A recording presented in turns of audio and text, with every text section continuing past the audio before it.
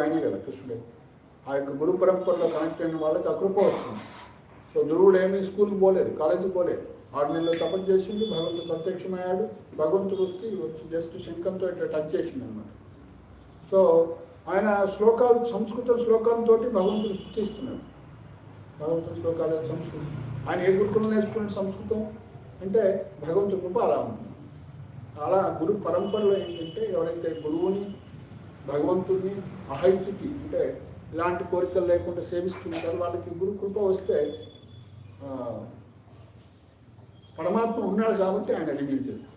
పరమాత్మ అది దివ్యమైన. ఇప్పుడు ఎలా ఇక్కడ టీవీ ఢిల్లీలో మాట్లాడితే ఇక్కడ ఎట్లా వస్తుందని ప్రైమ్ మినిస్టర్ మాట్లాడింది, అది పిచ్చిగా మాట్లాడుతున్నాం అనుకోవచ్చు.